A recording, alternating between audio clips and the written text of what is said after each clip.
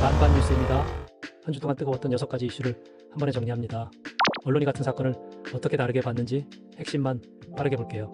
첫 번째, 노란봉투법입니다. 제도 변화와 현장 혼란 전망이 갈렸죠.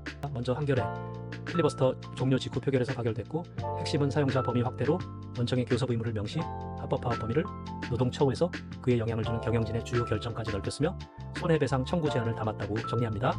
공포 6개월 뒤 시행, 이어 상법 2차 개정안 상정과 추가 절차까지 속도를 짚죠. 반면 조선일보는 경제 6단체의 공식 입장을 전면에 둡니다. 사용자 범위쟁의 대상의 불명확성이 법적 분쟁과 현장 혼란을 부를 수 있다고 우려하고 국회 정부의 보완 입법과 시행 유예 검토, 나아가 대체근로 허용 등 방어권 입법까지 요구했다고 전합니다. 기업들의 불확실성 확대와 국내 투자 위축 가능성도 거론하죠. 정리하면 한겨레는 제도 변화의 내용과 절차, 조선은 경영계 우려와 보완 요구에 초점을 맞췄습니다. 둘째, 한일 정상회담, 미래협력 확대 vs 과거사, 보류 톤 차이입니다. 도쿄에서 열린 한일 정상회담 공동 발표문이 나왔습니다. 한겨레는 초점을 미래협력에 맞춥니다. 수소, AI, 저출산 고령화 같은 과제에 공동 협의체를 띄우고 청년 교류와 워킹홀리데이 확대까지 언급됐다고 전합니다. 동시에 과거사 문장은 언론에 그쳤다고 짚습니다. 위안부 강제동원 등 핵심 현안이 비어있어 아쉽다는 현장 반응도 함께 담습니다. 경향신문은 두 문장을 크게 잡습니다. 이시바 총리의 김대중 오부치 선언 계승, 이 대통령의 접근이 어려운 건 시간을 두고 숙고입니다. 과거사는 급히 건드리지 않고 현 상태를 관리하며 협력부터 넓히는 톤으로 읽힙니다.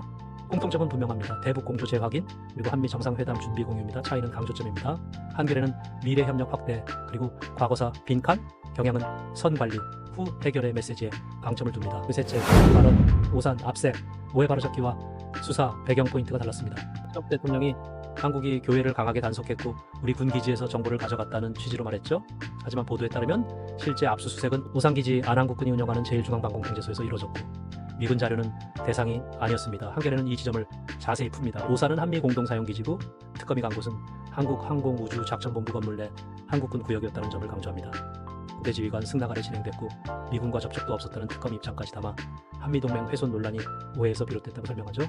동아일보는 트럼프 발언 맥락을 먼저 짚습니다. 그가 언급한 교회 단속은 최상병 특검의 참고인 대상 압수수색으로 구명 로비 의혹 규명을 위한 강제 수사였다는 배경을 덧붙입니다.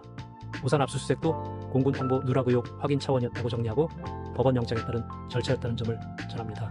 정리하면 두 기사 모두 미군 기지 자료 수집 주장은 사실과 거리가 있다고 맞추고 한겨레는 기지 구조 절차로 오해를 해소, 동아일보는 트럼프 발언의 맥락과 수사 배경을 더했습니다. 넷째, 인권위원 선출안 부결, 정당 추천 관례와 국회 책임이 맞붙었죠.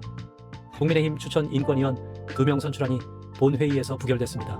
국민의힘은 정당 추천에 대한 사상 검열이라며 항의 퇴장했습니다. 조선일보는 이 장면을 크게 잡습니다. 정당 자율 추천에 관례를 짚고 민주당이 반대표를 던져 관례가 깨졌다는 점, 그리고 후보자가 정효주 차별금지법 등에서 논란이 됐다는 비판과 국힘의 반발을 함께 전합니다. 경향신문은 우원식 국회의장 발언에 초점을 맞춥니다. 비상계엄 옹호 성향 인사를 인권위원으로 추천하는 건 국회가 자신을 부정하는 것이라는 메시지와 후보 이력, 반동성애 활동, 전광훈 목사, 변호 등을 구체적으로 짚죠. 정리하면 조선은 부결 과정과 정당 몫 관례 파장을, 경향은 국회의 가치 기준과 후보 적합성 논란을 전면에 둡니다. 번째, 박문진 이사 임명 취소, 절차 위법 vs 기관 운영 적법성에 대비입니다. 법원이 방통위에 박문진 이사 임명을 취소했습니다. 핵심은 두 줄로 정리돼요. 첫째, 2인 체제 자체는 위법 아님, 법에 의사 정족수 규정이 없다는 이유죠. 둘째, 하지만 절차는 문제. 이사 심사 중 제기된 위원장 기피 신청을 각하한 결정이 위법, 그리고 임명 과정 전반이 재량 남용으로 판단돼 임명 처분은 취소입니다. 이걸 두 매체가 다르게 펼칩니다. 조선일보는 취소 판결의 요지, 기피 각하의 위법성과 재량 남용을 굵게 잡고 원고 측이 제기한 2인 체제 위법 주장은 받아들여지지 않았다는 점을 함께 짚습니다. 경향신문은 오프닝부터 2인 체제 위법 아님을 명확히 깔고 들어가요. 그 위에 기피 각하의 위법과 재량 남용을 이유로 임명 취소가 확정됐다고 정리합니다. 아울러 당시 선임 경위도 덧붙이죠. 정리하면 둘 다 결론은 동일하지만 조선은 취소 사유 중심의 전개, 경향은 2인 체제 적법성, 그리고 절차 위법의 순서로 강조점을 달리합니다. 여섯째, 한민수 발언 논란, 발언 맥락과 막말, 공방 프레임 차이입니다.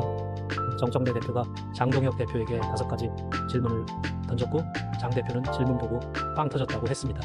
이에 한민수 의원이 타인 고통에 공감 못하면 우리 사회에선 그런 사람을 사이코패스라 부른다고 말했죠. 직후 직접 지칭은 아니다 라고 선을 그었습니다. 한겨레는 라디오 인터뷰 맥락을 따라갑니다. 장 대표의 빵 터졌다 표현을 문제 삼은 이유, 그리고 사회자의 확인에 한 의원이 직접 지칭은 아니다라고 답한 정정까지 남습니다. 공감 능력 논쟁에 초점을 맞춘 구성이에요.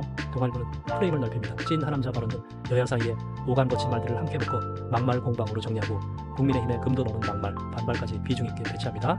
정리하면은 한겨레는 발언의 맥락과 정정, 동아일보는 여야 전면전 구도의 방점을 찍었습니다. 6가지 이슈를 빠르게 살펴봤습니다. 여러분은 어디에 더 설득력이 있다고 보시나요? 댓글로 의견 남겨주시고 구독, 좋아요도 부탁드립니다. 다음 영상에서 만나요.